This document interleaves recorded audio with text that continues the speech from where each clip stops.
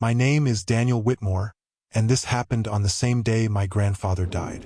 I need to be precise about that because the timing matters more than anything else. My grandfather, Elias Whitmore, was a gravedigger for nearly 50 years.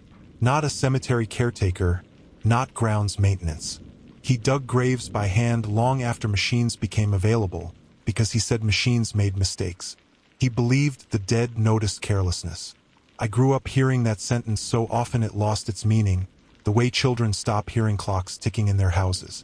It was only after that day, after everything unfolded in a single stretch of hours, that I understood he wasn't speaking metaphorically. I was the only family member he trusted with his routines. My parents moved away when I was young, and I spent most weekends at his small house beside St. Aldridge Cemetery, a private burial ground on the edge of town. Even as a child, I noticed things other people ignored. The way the cemetery gates were always locked before sunset. The way my grandfather washed his hands 3 times when he came home, once with soap, once with ash, once with plain water. The way he never, ever brought his work boots inside. He never told ghost stories. He never tried to scare me. What he told me were rules. He framed them the way a carpenter talks about tools or a driver talks about road signs. Calm, practical, final.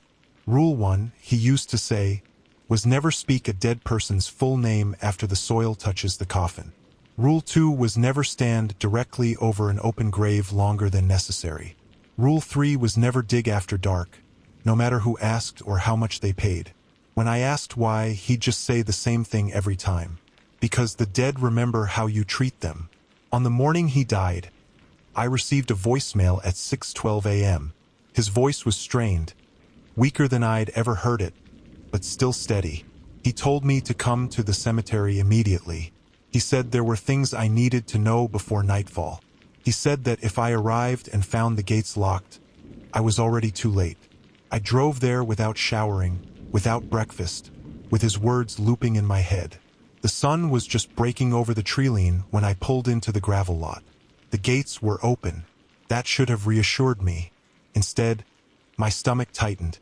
I found him inside the tool shed, sitting on a wooden stool, his back straight, his hands resting flat on his knees. He looked smaller than usual, as if something had been taken from him already. The smell hit me first. Earth, iron, something faintly sweet underneath. He looked up when I entered, and for a moment relief crossed his face. "You came early," he said. "You sounded scared," I replied. He shook his head slowly.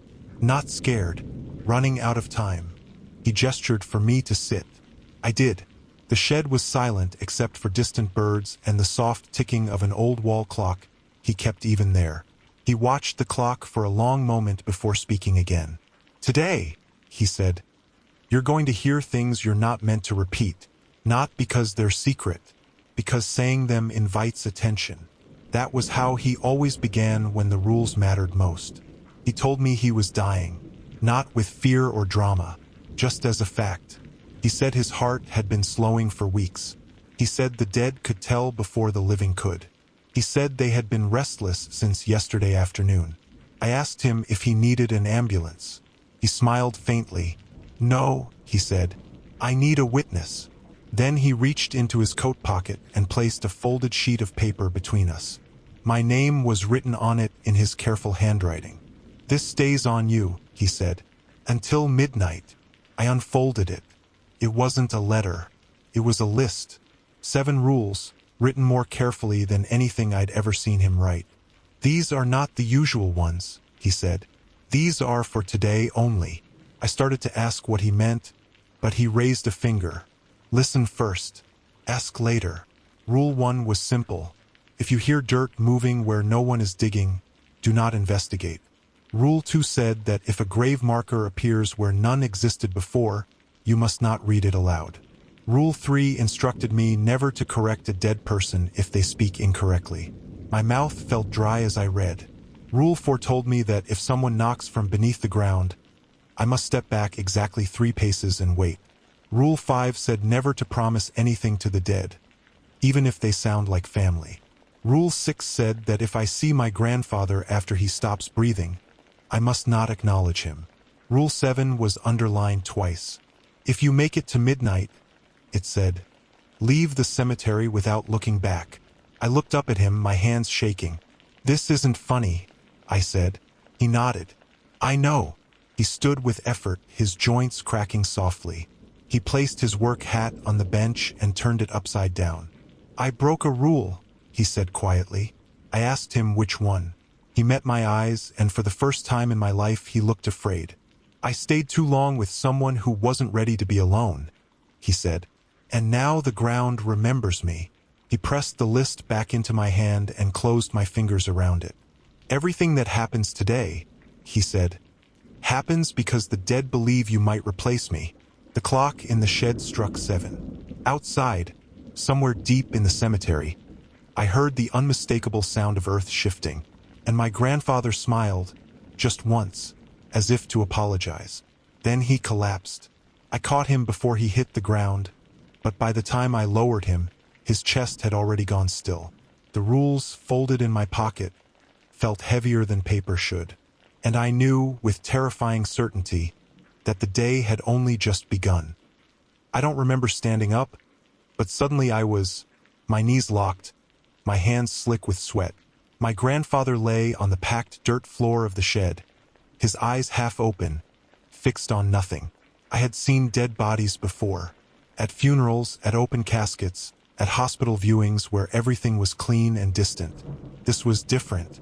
This was immediate. The air hadn't caught up yet. His warmth hadn't decided to leave. For a few seconds, I did exactly what every sensible person would do. I told myself this was a medical emergency.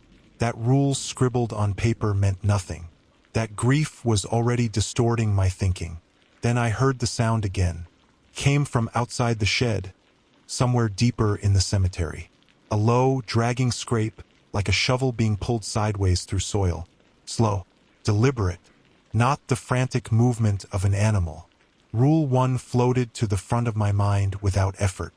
If you hear dirt moving where no one is digging, do not investigate. I stayed where I was.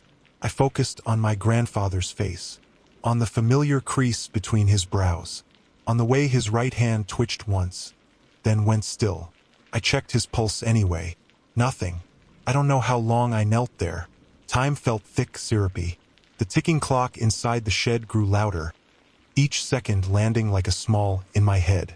Eventually, another sound joined it. Footsteps on gravel. I flinched hard enough that my shoulder hit the workbench. Hello? A voice called. Relief washed over me so fast it almost knocked me over. Someone else was here. Someone alive. Someone who could call for help and pull me back into a normal version of the day. I stepped toward the door, then stopped. Rule 3. Never correct a dead person if they speak incorrectly. That rule didn't apply. This voice was clearly alive. I could hear the uneven rhythm of breathing, the crunch of stones under shoes. I opened the shed door. A man stood just outside the threshold. Mid-30s, maybe older. Dark jacket. Hands in his pockets. He smiled when he saw me. Morning, he said. I was looking for Elias. My throat tightened. He passed away. The man's smile didn't change. That's a shame, he said. He was expecting me. Every instinct I had screamed that something was wrong. Not because of what he said, but how he said it. There was no hesitation, no surprise. As if death were an inconvenience, not an interruption. I'm his grandson, I said. The cemetery's closed for the day. The man tilted his head, listening to something I couldn't hear. It isn't, he said. Not yet. Behind him, between the rows of headstones, I noticed something that made my skin prickle. A new marker stood near the eastern fence line. Fresh stone. No weathering. No flowers. I knew that spot. There had been nothing there yesterday. Rule 2. If a grave marker appears where none existed before, you must not read it aloud. I didn't read it. I didn't even look directly at the name. I focused on the man instead. You'll have to come back tomorrow, I said. He stepped closer, stopping just short of the doorway. I realized then that he wasn't casting a shadow, despite the sun being high enough to do so. Tomorrow is too late, he said. Elias knows that. The ground shifted again, louder this time, close enough that I felt it through the soles of my shoes. The man's eyes flicked toward the sound, then back to me. "He trained you," he said. It wasn't a question. I swallowed. "I need to call an ambulance." "Do that later," he replied gently. "Right now, you need to listen." My fingers curled around the folded paper in my pocket. The rules felt like a lifeline and a trap at the same time. "What do you want?" I asked. He smiled again, and this time I understood why my grandfather had always avoided smiles at the cemetery. "We want to know," the man said. "If you'll stay." The word landed heavy. Stay didn't mean remain for the conversation. It meant replace. It meant what my grandfather had warned me about before his heart stopped. "I'm not a gravedigger," I said. "That's what Elias said too," the man replied. Something knocked from beneath the ground. Once, twice, 3 times. The sound was unmistakable. Hollow, measured, directly below the space between us. Rule 4. If someone knocks from beneath the ground, you must step back exactly 3 paces and wait. I did it without thinking. 1, 2, 3. My back hit the workbench. The man didn't move. The knocking stopped. The silence afterward was worse. It felt expectant, like a held breath stretching too long. "You see," the man said softly, "you already know how to behave." "I don't make promises," I said quickly. Rule 5 pressed against my ribs. Never promise anything to the dead, even if they sound like family. The man's eyes sharpened. For the first time, his expression shifted, just slightly.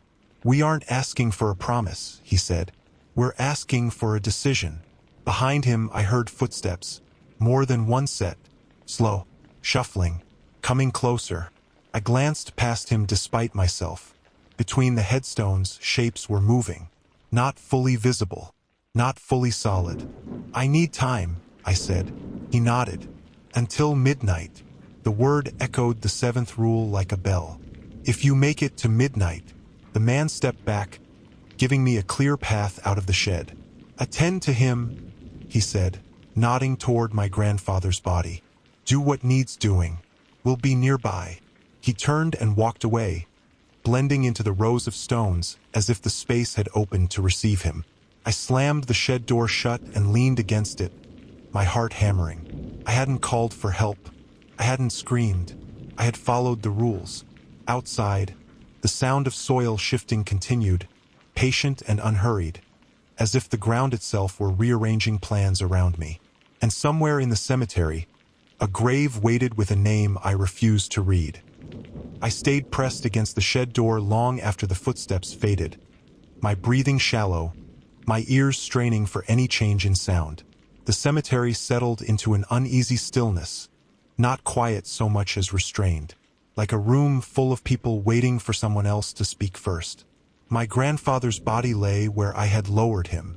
Rule 6 surfaced again, sharp and insistent. If you see my grandfather after he stops breathing, you must not acknowledge him.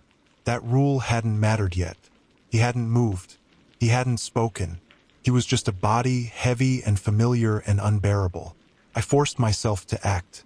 I wrapped him in the old wool blanket he kept for cold mornings.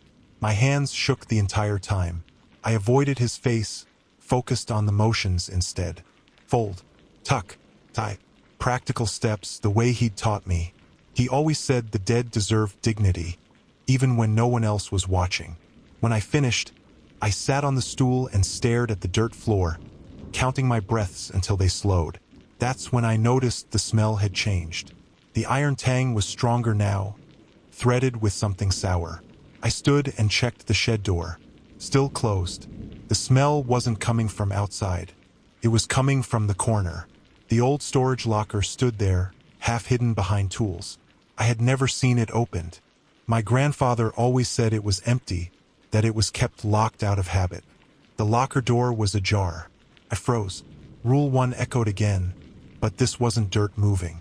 This was something else. A decision point. I edged closer, every muscle tight. Inside the locker was a narrow shelf and, beneath it, a shallow wooden box. The lid had been slid aside. Inside were personal effects. pocket watch, a cracked wedding band, a folded scarf, items that didn't belong to one person but many, each wrapped in cloth, each labeled with a date. Burial dates. My throat tightened. These weren't keepsakes. They were markers, proofs. I remembered my grandfather saying once that the dead sometimes left pieces of themselves behind, especially when they were buried improperly. I didn't touch anything. I stepped back. That was when I heard breathing. Slow, shallow, not mine, came from behind me. I turned too quickly. My heart slammed into my ribs hard enough to hurt. My grandfather was sitting upright. For a split second, instinct took over. I opened my mouth to say his name. Rule 6 stopped me cold. If you see my grandfather after he stops breathing, you must not acknowledge him. I clamped my mouth shut so hard my teeth clicked. I didn't speak. I didn't look directly at his face. I focused instead on the blanket pooled around his shoulders, on the dirt clinging to his boots. He inhaled, exhaled. "Daniel," he said. The sound of my name in his voice nearly broke me. It was right. Every inflection, every familiar cadence. He sounded tired, but calm.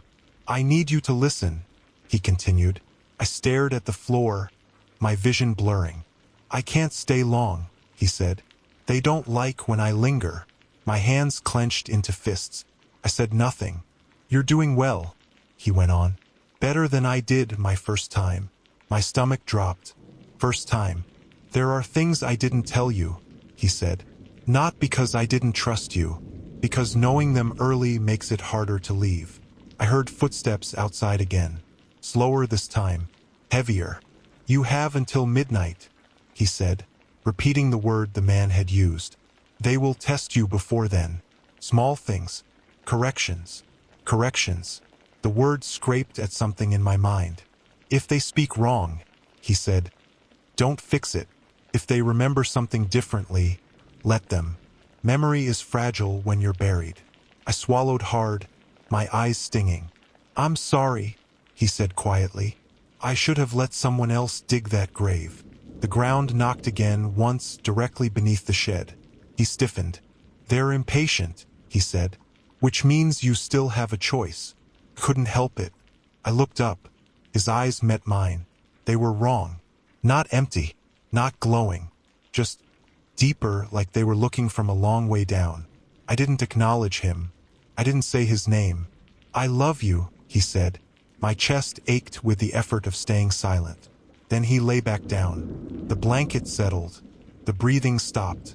I stood there shaking, tears blurring my vision, until I was sure he wasn't moving again. Outside, the footsteps resumed, circling the shed. I wiped my face and forced myself into motion. The man had said to attend to him, to do what needed doing.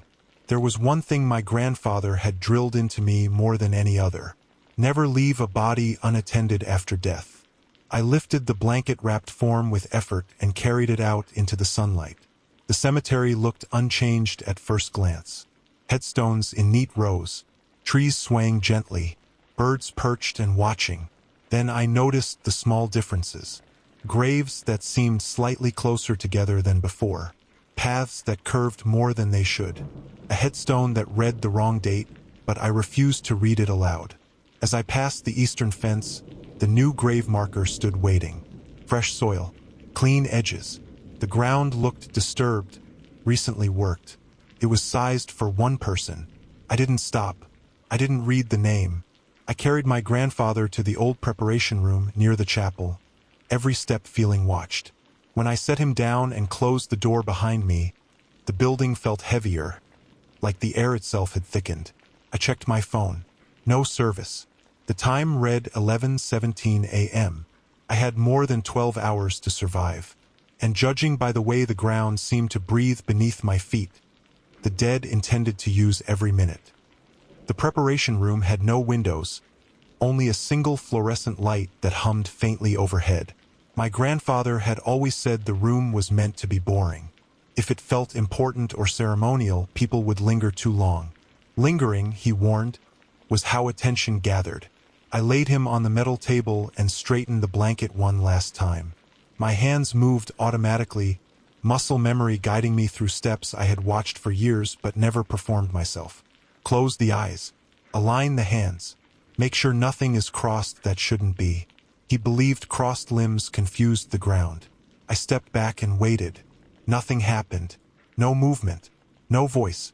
Just the hum of the light and the faint, distant sounds of the cemetery outside. I exhaled, realizing I'd been holding my breath. Then I noticed the clock. It hung above the sink, round and yellowed with age. The second hand wasn't moving. The minute hand twitched once, then settled back where it had been. 11:17. I checked my phone again. Still no service. The time hadn't changed. Rule sets hadn't mentioned clocks, but my grandfather had. He once told me time behaves strangely around fresh graves, like it's unsure which direction to go. I stepped out of the preparation room and locked the door behind me. The hallway beyond felt longer than usual, the lights dimmer. The chapel doors at the far end stood open, sunlight spilling across the floor in a way that made the shadows stretch too far. I walked toward them, every step deliberate. Outside, the cemetery had changed. Not dramatically, not in a way that would make you run screaming. The changes were subtle enough that if you hadn't known the place as well as I did, you might have missed them entirely. Headstones leaned at slightly wrong angles. Paths that once ran straight now curved gently, funneling foot traffic in ways that felt intentional. The air carried that same iron-sweet smell I'd noticed in the shed. And there were people. Not many. 3 at first, spaced far apart among the graves. They looked ordinary. A woman in a gray coat, an older man with a cane, a teenager with headphones around his neck. They weren't moving. They stood beside headstones, hands folded or hanging loosely at their sides, staring down at the ground as if reading something only they could see. I stopped. Rule 1 again, adapting itself to the situation. Do not investigate. I turned away and headed toward the office near the front gate.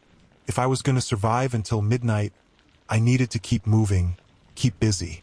My grandfather had always said inactivity invited curiosity.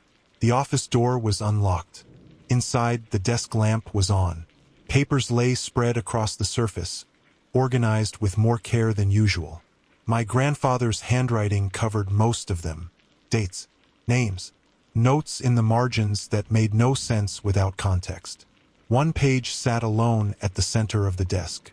It was a map of the cemetery, not the official one. This was hand-drawn, layers of ink tracing paths and plots that didn't exist on any record. Certain graves were circled, others crossed out.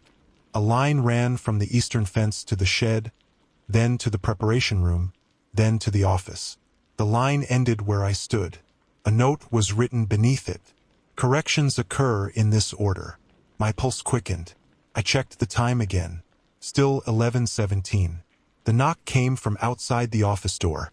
3 slow taps. I froze. Rule 4 applied only to knocking from beneath the ground, but this felt related. Patterned. Measured. Daniel? A voice called. It was my mother's voice. My chest tightened painfully. Mom! Rule 5 flared like a warning light. Never promise anything to the dead, even if they sound like family. That rule didn't say I couldn't speak. It said not to promise. I approached the door but didn't open it. How are you here? I asked.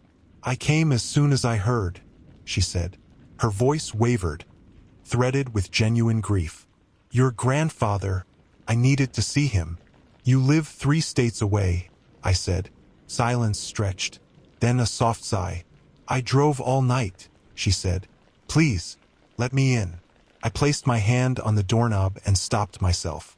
Something felt off, not in the sound of her voice, but in the phrasing. My mother always called him Dad. She never said grandfather. I can't, I said. Why? She asked, a hint of irritation creeping in. I'm your mother. I took a breath. You wouldn't say it like that. Another pause. The voice on the other side shifted, smoothing itself out. You're right, it said, now sounding older, thinner. I keep forgetting. Rule 3. Never correct a dead person if they speak incorrectly. I didn't respond. The doorknob rattled once, gently, as if testing resistance. We just want to see how you'll handle it, the voice said. Elias handled it poorly at first. Anger flared through my fear. You lied to him. A soft chuckle. We corrected him. The doorknob went still. You have until midnight, the voice reminded me. Make sure you understand all the rules by then. Footsteps retreated, fading into the gravel. I sank into the office chair, my legs trembling. That's when I noticed the other clock. A small digital display sat on the filing cabinet. It read 11:42. My phone still read 11:17. The wall clock hadn't moved. Time wasn't broken. It was fractured. I forced myself back to my feet and gathered the papers, stuffing them into my backpack. Information mattered. My grandfather had prepared for this. He'd left breadcrumbs, just like he always did for me as a kid when we walked the grounds. Outside, the figures by the graves had shifted positions. One now stood directly on a path, blocking it completely. I took a different route. As I passed the eastern fence again, the fresh grave had changed. The soil was smoother now, more settled. The edges were clean, like it had been waiting longer than a few hours. A shovel leaned against the marker. I hadn't put it there. I didn't touch it. I didn't read the stone. I walked away with my heart pounding, the rules echoing louder with every step. Somewhere beneath the ground, something knocked once. Not 3 times. Once. And for the first time, I wondered if that was worse. The single knock followed me long after it stopped echoing, settling somewhere behind my eyes like a pressure headache. One knock wasn't a request. It wasn't a signal meant for a rule I understood. Felt like a note taken, a mark made. I kept walking, choosing paths that curved away from the eastern fence, away from the office, away from anywhere I'd already been. The cemetery resisted subtly, gravel crunching louder under my feet, headstones seeming closer together than they should have been. I had the uncomfortable sense that the place was learning how I moved. I checked my phone again. Still 11:17. The digital clock on the filing cabinet back in the office had read 11:42. 2 times. One place. My grandfather's words came back to me with unexpected clarity. The dead don't experience time the way we do. That's why they're impatient. Everything feels overdue to them. I stopped near a row of older graves, ones dating back a century or more.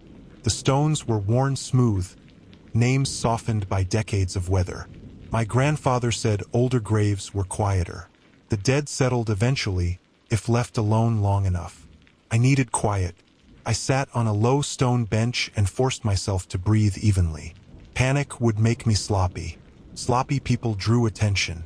That's when I heard footsteps approaching from behind. Not shuffling, not dragging, confident, human.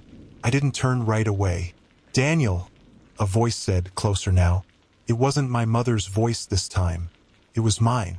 The sound of my own voice, coming from someone else's mouth, made my skin crawl in a way I can't fully describe.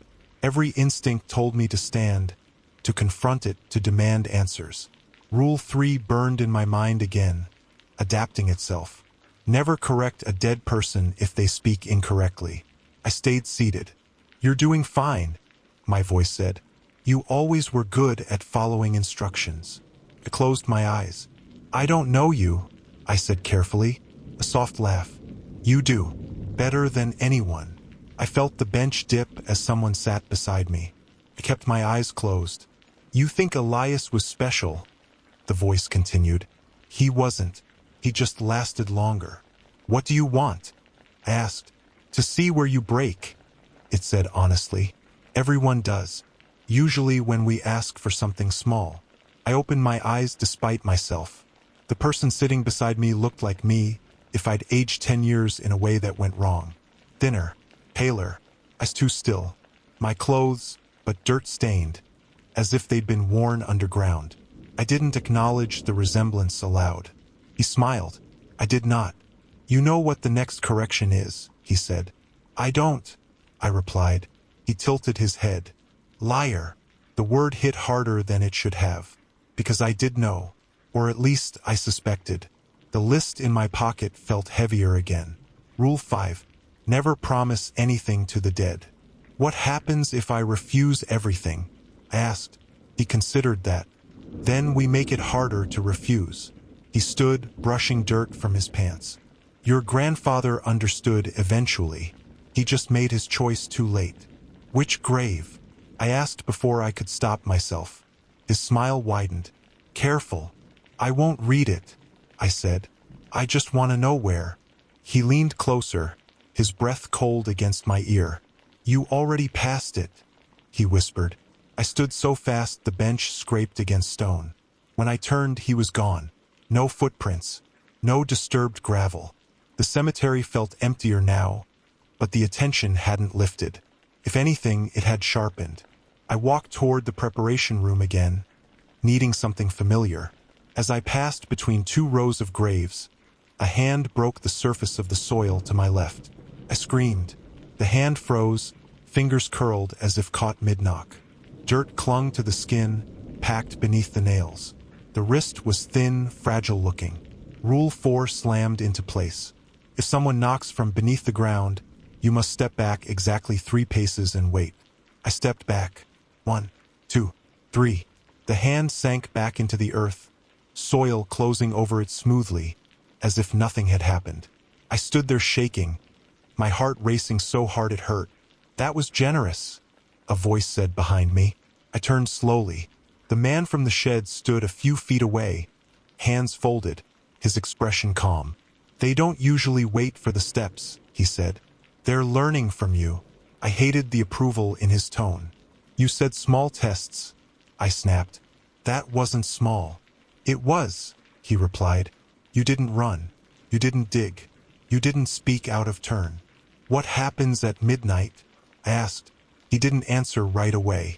Instead, he looked up at the sky, which had begun to cloud over, the light dulling as if the day were tired. At midnight, he said finally, the ground settles on its decision, and if it decides I'm not suitable, he met my eyes. Then you'll be buried before morning. The bluntness stole my breath. And if it decides I am? His gaze flicked, just briefly, toward the eastern fence. Then Elias rests, he said. And you stay. I won't, I said. He smiled, patient as ever. Everyone says that. He stepped aside, gesturing down a path I hadn't noticed before. It curved gently, invitingly, toward the older section of the cemetery. Your grandfather left something for you, he said. If you want answers, you'll find them there. Is it a trick? I asked. He shrugged. Everything is. He walked away, dissolving between headstones like smoke. I stood alone again, the weight of the choice pressing down on me. Follow the path and risk whatever waited at the end, or stay where I was and let the ground grow impatient. I checked my phone. 11:17. The sky darkened another shade. Time wasn't moving for me, but it was moving for everything else. And I could feel the cemetery leaning in, eager to see which way I'd go. I followed the path, not because I trusted the man or the cemetery or anything the dead had shown me so far, but because standing still felt worse. Inaction gave them time to adjust. My grandfather had always said movement confused them, the way a steady wind keeps flies from settling. The path wasn't on any map I recognized. It curved too gently, avoiding sharp turns, threading through the oldest section of the cemetery where stones had sunk low into the earth. Some markers were barely visible anymore, just slivers of granite breaking the surface like exposed bone. As I walked, the air grew cooler. The iron-sweet smell faded, replaced by damp soil and old leaves. The sounds of the cemetery shifted too. No footsteps, no knocking, just the distant rustle of trees and the soft creak of wood. The path ended at a small mausoleum. I stopped short. It was old, older than anything else on the grounds. The stonework was cracked, the door reinforced with iron bands dulled by rust. I had never seen it used. As a child, I'd asked my grandfather about it once. He told me it wasn't for the dead. It was for mistakes. The door stood ajar. I hesitated, then pushed it open. Inside, the air was cold enough to raise goosebumps on my arms. The interior was narrow, just wide enough for one person to walk down the center aisle. Stone shelves lined the walls, empty except for dust and old stains I didn't want to identify too closely. At the far end sat a wooden chair. My grandfather's chair. I recognized it immediately. The left armrest was worn smooth from decades of use. A small notch carved into the back leg marked the year my grandmother died. He used to sit in that chair every evening on the porch, watching the sun go down over the trees. Seeing it here made my chest ache. On the chair rested a metal lockbox. I approached slowly, every nerve on edge. The box wasn't locked. The lid lifted easily. Inside was a cassette recorder and a stack of tapes, each labeled with a date and a name. The most recent tape lay on top. Today's date. My hands shook as I picked up the recorder. It felt heavier than it should have, like it carried more than plastic and tape. I pressed play. Static crackled for a moment. Then my grandfather's voice filled the mausoleum. "If you're hearing this," he said, "then I'm already gone and you're still breathing. That means you followed the path." Good. I swallowed hard. "I won't pretend I didn't hope it wouldn't come to this," he continued. "I thought maybe I'd last longer, or maybe I'd make the choice cleanly before they forced it." There was a pause, the sound of him clearing his throat. "I broke the most important rule," he said. "I corrected them." The words sent a chill through me.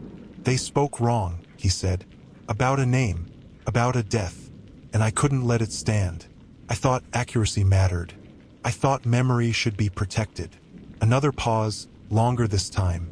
"They don't like being told they're wrong." I paced the narrow space, the walls seeming to lean inward as he spoke. "They don't want truth," my grandfather said. "They want continuity, smoothness. Corrections are disruptions. That's why they test you. They're looking for someone who won't argue with the ground." I stopped pacing. "I stayed," he said quietly. "I stayed because I thought if I did it carefully enough, gently enough, no one else would have to." The tape hissed softly. "That was my mistake." My chest tightened painfully. "They don't need a gravedigger," he went on. "They need a mediator. Someone who understands both sides and knows when not to interfere." The memory of my own voice speaking to me earlier crawled up my spine. "If they decide you're suitable," he said, "they won't force you immediately. They'll offer you time. Days, weeks, years even. That's how they got me." I sank into the chair, the cold seeping through my clothes.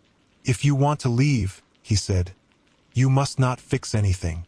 Not words, not graves, not memories. Let them be wrong. Let them settle wrong." I thought of the hand breaking through the soil, the incorrect dates, the voices that didn't quite fit. "And one more thing," he said, his voice softer now. "When they show you my grave, don't look away. You need to understand what staying costs." The tape clicked off. The silence afterward was thick and oppressive. I sat there, staring at the blank stone wall, my thoughts racing. Stay and slowly become what my grandfather had become.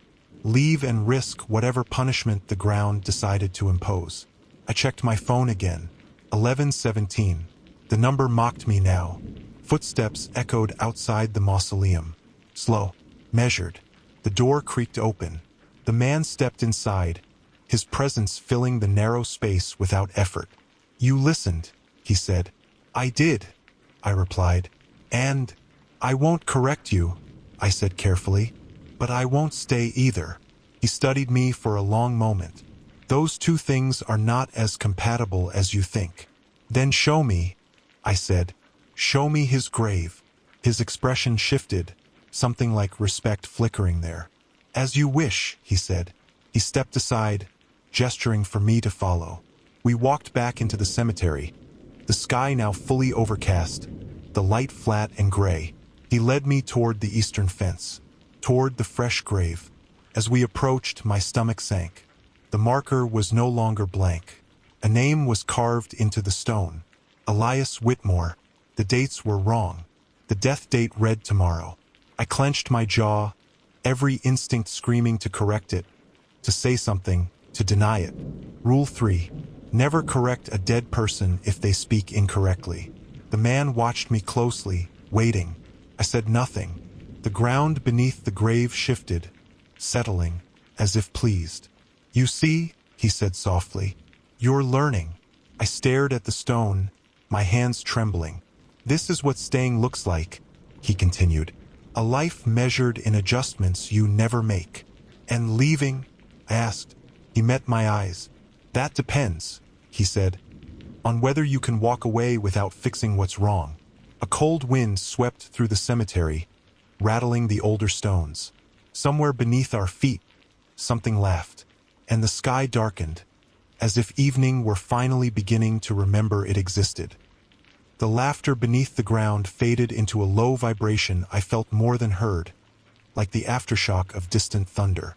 The man waited, patient, his posture relaxed in a way that made my skin crawl. He didn't need to hurry.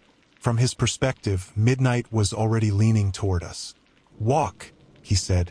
I did, not because he commanded it, but because standing there staring at my grandfather's wrong headstone felt like staring into a decision I wasn't ready to make yet. I turned away without reading the dates again, and followed the path that led back toward the center of the cemetery. Each step felt heavier than the last. The ground was softer now, my boots sinking slightly with every footfall, as if the earth had been freshly turned everywhere, not just at the new grave. I had the irrational urge to look back, to check whether the marker was still there, whether the name had changed. Rule 7 pulsed in my chest like a second heartbeat. If you make it to midnight, leave the cemetery without looking back. Midnight felt closer now, not in time but in pressure. The man didn't follow me immediately.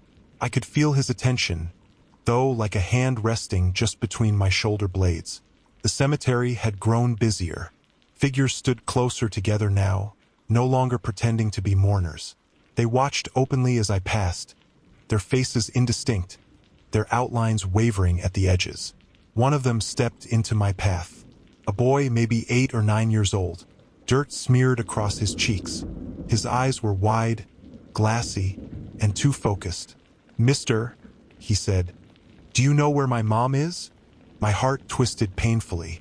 Every instinct I had screamed to kneel, to comfort, to ask questions. Rule 5. Never promise anything to the dead, even if they sound like family. "I don't know," I said gently. His lower lip trembled. "She said she'd come back."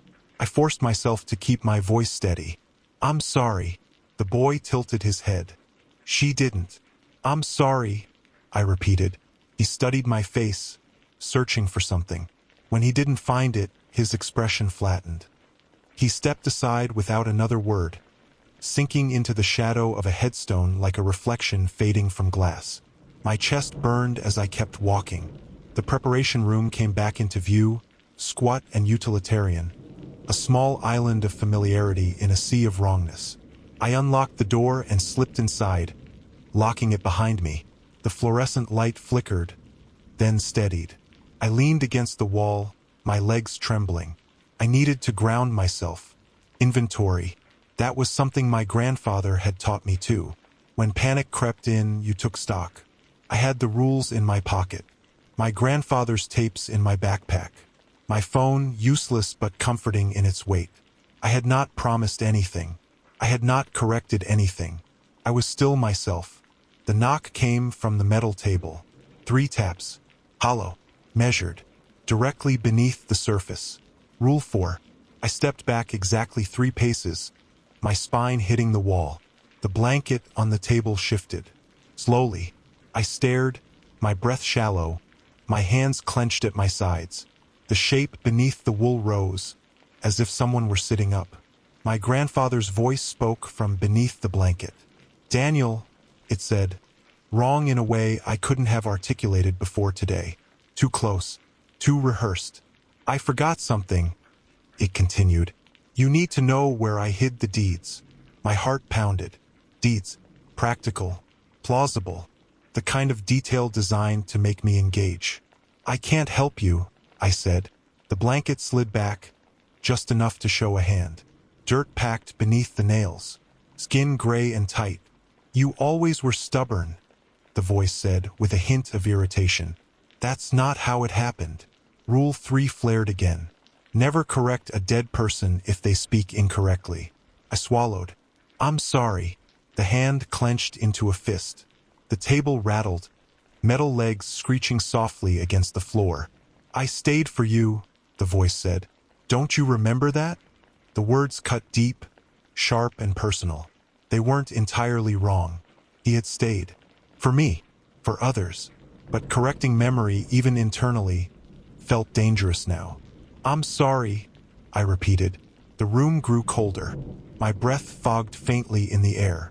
Then the blanket collapsed flat. The hand withdrew. The knocking stopped. I stood there shaking until the silence felt stable again. A sound drifted through the walls, then, low and distant. Church bells. That made no sense. The chapel's bell tower hadn't worked in years. I had watched my grandfather try to repair it once, only to give up, muttering that some things didn't want to be rung. The bells tolled again. Once, twice. I checked my phone. 11:17. But outside, through the narrow window in the door, the sky had darkened to deep blue. Evening had arrived without asking permission. The bells tolled a third time. A voice spoke from just outside the door.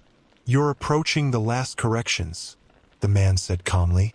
These are the ones people fail. I didn't answer. You want to leave, he continued. That means you'll see things you can't fix. Graves that are wrong. Names that don't belong together. Stories that don't add up. The doorknob turned slowly, testing the lock. If you interfere, he said, even once, the ground will decide for you. I closed my eyes, my grandfather's voice echoing from the tape in my memory. Let them be wrong. The bells rang again, louder now. Somewhere in the cemetery, soil began to shift in earnest.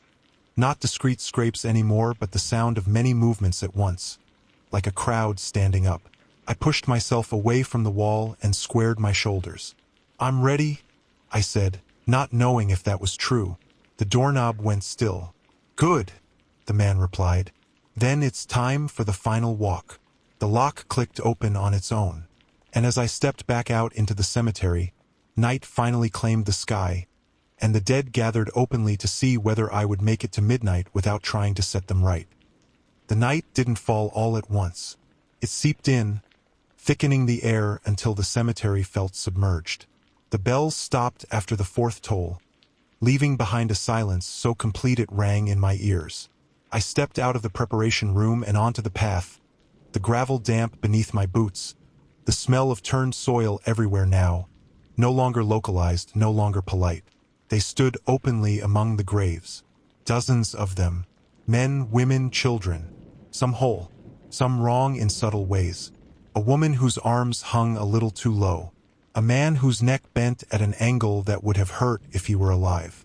A girl with mud pressed into her hair like a crown. They watched me without hostility, without warmth. Assessment, not hunger. The man walked beside me again, hands folded behind his back. He looked more solid now, his outline sharper, as if night suited him better.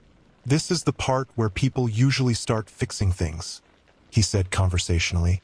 They straighten a stone. They brush dirt from a name. They explain. I won't, I said. We'll see. We followed the main path toward the chapel. The building loomed ahead, its dark silhouette heavier than I remembered. The door stood open, light spilling out. Not electric, not candlelight. Something dimmer, steadier. Inside, the pews were filled, every seat occupied by the dead. They sat quietly, facing the altar, their backs straight, their hands folded. Some turned their heads as I entered, tracking me with eyes that reflected the light oddly, like glass catching moonlight. I stopped at the threshold. Rule 1 adapted itself again. Do not investigate. Do not linger. Walk, the man said. I walked down the center aisle, my footsteps echoing too loudly. The dead did not move to block me. They didn't need to. The path was allowed. For now, at the altar stood a single coffin. Open. My stomach dropped. This isn't how it's done, I said before I could stop myself. The man's head snapped toward me. Careful, he warned. I pressed my lips together. I had spoken, but I hadn't corrected. Not exactly. The line was thinner now, razor thin. The coffin was empty. A placard rested where a nameplate should have been. Blank stone. No letters carved yet. "This is the choice," the man said quietly. "Not in words, in behavior." I stepped closer, my heart hammering. "What do you want me to do?" I asked. "Nothing," he replied. "That's the hardest part." A murmur rippled through the pews, like wind moving through dry leaves. A few figures stood, then sat again. Anticipation. The man gestured toward the coffin. "Stand there," he said, "just for a moment." I hesitated, then complied, positioning myself beside the open box. The wood smelled fresh, too fresh. A voice rose from the pews. "You forgot me." I flinched but didn't turn. Another voice followed. "My name is wrong." The third. "You buried me facing the wrong way." Each statement felt like a hook, designed to catch on instinct, on decency, on the part of me that wanted to help. Rule 3. Never correct a dead person if they speak incorrectly. Rule 5. Never promise anything to the dead. I stared at the blank placard and said nothing. The murmurs grew louder, overlapping now. Complaints, corrections, grievances. The man watched me closely, his expression unreadable. "Most people start apologizing," he said softly. "Apologies become explanations. Explanations become promises." The voices swelled, pressing in from all sides. I felt small, fragile. One living thing surrounded by expectations I couldn't meet. A hand grabbed my wrist. I gasped and looked down. The boy from earlier stood beside me, his grip cold and firm. "You said you were sorry," he accused. "That means you care." My throat tightened. "I am sorry," I said carefully, "but I can't fix it." His eyes filled with something like anger. "Then what good are you?" The question hit harder than any threat so far. I gently pulled my hand free. "I don't know," I admitted. The boy stared at me for a long moment, then let his arm fall. He stepped back into the crowd, his form dissolving into the others. The murmuring subsided. Silence settled again, heavy and deliberate. The man nodded slowly. "You're still here," he said. "That's rare." A new figure approached the altar. My grandfather. Not wrong this time, not rehearsed. He looked exactly as he had in life, down to the crease in his jacket and the faint scar on his chin. My heart lurched painfully. He met my eyes and smiled, tired but genuine. "You did good," he said. I froze. Rule 6. If you see my grandfather after he stops breathing, you must not acknowledge him. I didn't speak. He sighed. "You always were better at this than I was." He turned to the man. "Let him go." The man studied him. "You know that isn't how it works." "I know," my grandfather said, "but I stayed so he wouldn't have to." The ground beneath the chapel trembled, a low, rolling sensation that rattled the pews. The dead shifted, restless. "This is your last correction," the man said to me. "If you acknowledge him, even now you stay. If you don't," he gestured to the open coffin, "the ground will settle without you." My grandfather looked at me, his eyes soft. "It's okay," he said. "You don't have to answer." Tears blurred my vision. Every part of me wanted to say his name, to tell him I loved him, to thank him. Rule 3. Rule 5. Rule 6. I stared at the blank placard and said nothing. The silence stretched. Then my grandfather nodded once, proud. "That's my boy," he said. He stepped backward into the coffin. The lid closed on its own, the sound final and absolute. The chapel shook as if something deep beneath it had exhaled. The dead rose from the pews in unison, then faded, their forms thinning until the chapel stood empty again. The man exhaled slowly. "You chose absence over correction," he said. "That's all they wanted." I sagged with relief so sharp it hurt. "Can I go?" I asked. He looked toward the open chapel doors, where night pressed close. "Almost," he said. "Midnight is near." As we stepped back outside, the cemetery felt different. Quieter, heavier, like a decision had been made. Somewhere a clock finally ticked, and for the first time all day, my phone vibrated in my hand. My phone vibrating felt unreal, like a sensation from a dream bleeding into waking life. I stared at it in my palm for a full second before I trusted myself to look. 11:59 p.m. The numbers were steady. No flicker, no hesitation. Around us, the cemetery had gone still in a way it hadn't been all day. Not restrained, not waiting. Finished. The air felt dense but calm, like soil after rain when everything has settled into place. "You see," the man said quietly, "time always comes back in the end." My throat was dry. "That's it, then?" "Almost," he replied. "Leaving is a process. People think it's a step. It isn't. It's restraint."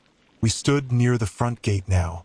The iron bars loomed a few yards away, black against the darker trees beyond. I could see the road outside, pale and empty, the world I knew waiting with disinterest. I felt watched, but differently than before.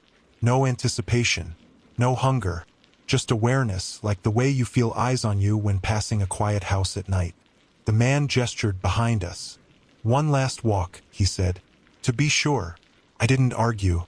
I followed him along the perimeter path, skirting the rows of graves. I noticed the changes immediately. The extra headstones were gone. Paths had straightened. The ground felt firm beneath my boots again. Even the smell had shifted. Less iron now, more grass and damp stone. We passed the eastern fence. The fresh grave was still there. My heart stuttered. The marker stood clean and solid, the carving clear. Elias Whitmore. The dates were still wrong. The death date still read tomorrow. I clenched my jaw but said nothing. "You understand now," the man said, watching me. "Why that matters?" "Yes," I said. "Say it." I hesitated, then chose my words carefully. "If I correct it, I claim responsibility." He nodded. "And responsibility is ownership." We moved on. The preparation room stood dark now, its door closed. The office lights were off. The mausoleum had vanished entirely, as if it had never existed. In its place stood a stand of trees I was certain hadn't been there before. I didn't comment. My phone vibrated again. 12 a.m. The number rolled over cleanly. The man stopped walking. "That's the line," he said. The cemetery gates creaked softly as they unlocked on their own. A breeze moved through the grounds, rustling leaves, carrying away the last of the heavy air. Somewhere far off, an owl called. "You can go," he said. I turned toward the gate, then paused. "What happens now?" I asked. He considered me for a moment. In the dim light, he looked almost human. "The ground keeps what it has," he said, "and releases what it doesn't." "And my grandfather?" "He rests," the man replied. "Because you didn't replace him." I nodded, my chest tight. I took one step toward the gate. Rule 7 pressed into my mind one final time. If you make it to midnight, leave the cemetery without looking back. I took another step. Behind me I heard movement. Not footsteps, not knocking, breathing, close, familiar. Every muscle in my body locked. "Daniel," my grandfather's voice said softly. Not wrong, not rehearsed, just him. "I'm proud of you." Tears stung my eyes. My vision blurred. I did not turn around. I did not speak. I walked. The gate stood open, the road beyond pale and real. With each step forward, the presence behind me faded, like warmth leaving a room after a door closes. I crossed the threshold. The gate slammed shut behind me with a final, echoing clang. I flinched but didn't turn. The night outside the cemetery felt thinner, lighter. My phone buzzed again, this time with missed calls, voicemails, messages stacking up all at once, as if time had been holding its breath. I walked to my car on shaking legs and sat behind the wheel for several minutes before I trusted myself to start the engine. As I drove away, I glanced at the rearview mirror out of habit. The cemetery gates were closed, locked, silent. The sign beside them read, St. Aldridge Cemetery, closed from dusk to dawn. Just a sign, just words. The road carried me back into town, into streetlights and late-night convenience stores, and a world that felt aggressively alive. I didn't sleep that night. At dawn, I returned with my parents, with officials, with paperwork and condolences and procedures that felt both necessary and obscene. My grandfather's death was recorded. Arrangements were made. People spoke softly and avoided my eyes. No one mentioned the eastern fence. No one questioned the wrong date. When the burial was finished, when the soil was smoothed and flowers laid, I stood back and watched. The marker still read tomorrow. I did not correct it, because I understood now. Some errors aren't mistakes. They're boundaries, and correcting them would mean stepping back into the ground's attention. That night, as I lay awake in my apartment miles away, my phone buzzed one last time. A calendar notification I hadn't set. Tomorrow. No description, just a reminder. And somewhere far beyond my walls, beneath layers of settled earth, something turned over once, and then went still. I woke just before dawn with the same word lodged in my chest like a splinter. Tomorrow. It was still today. My phone lay face down on the nightstand. I didn't touch it right away. I lay there listening to the normal sounds of the building, the distant hum of traffic, a neighbor's shower starting, pipes ticking as heat moved through metal. Ordinary noises, safe noises. I let them anchor me. When I finally picked up the phone, the screen lit without protest. The calendar reminder was gone. No alert, no missed notification, nothing scheduled, just the clean grid of dates, today marked like any other. I told myself that meant it was over. Grief makes people imagine patterns. Trauma makes time feel elastic. That's what the therapist I hadn't met yet would eventually tell me.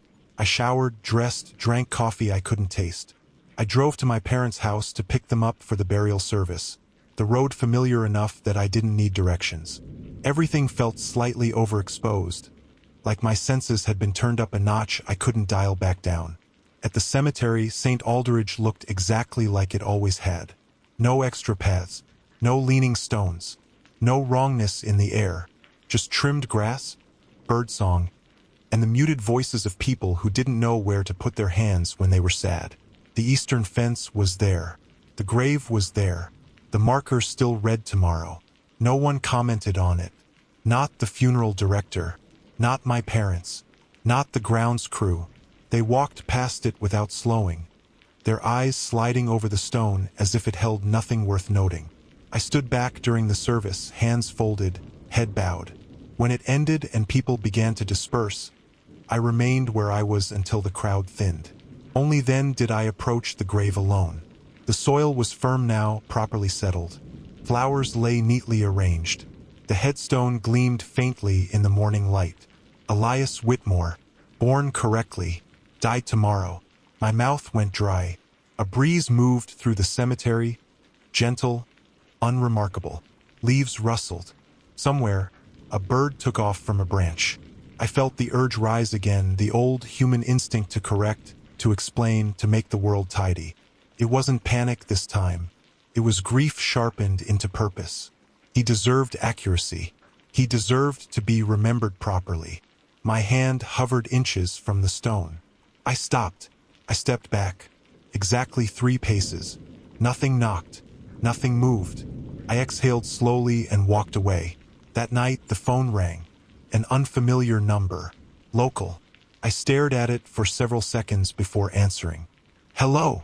There was a pause on the other end, filled with the faint sound of wind. Mr. Whitmore, a man said politely. I'm calling from St. Aldridge Cemetery. We're reviewing records, and there's been a discrepancy. My pulse quickened. What kind of discrepancy? A date, he said. One of our markers appears to have been engraved incorrectly. I closed my eyes. We can correct it, he continued. No charge, of course. Just need your authorization. I remembered the chapel, the blank placard, the coffin that waited for whoever claimed responsibility.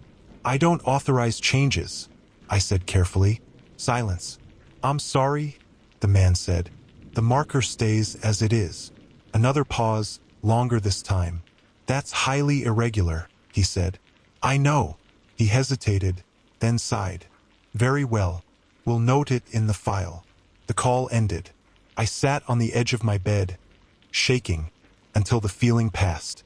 The days that followed were normal as grief allows.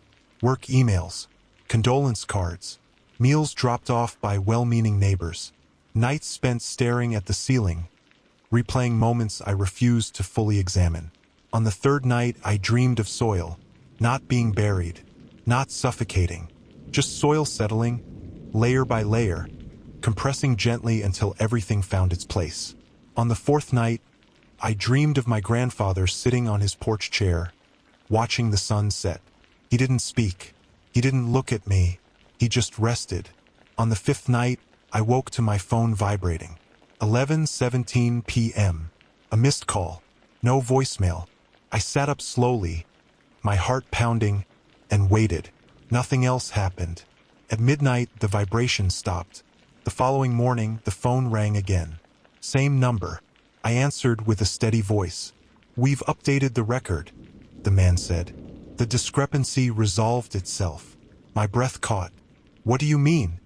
"The date," he said. "It's correct now." I didn't ask him to clarify.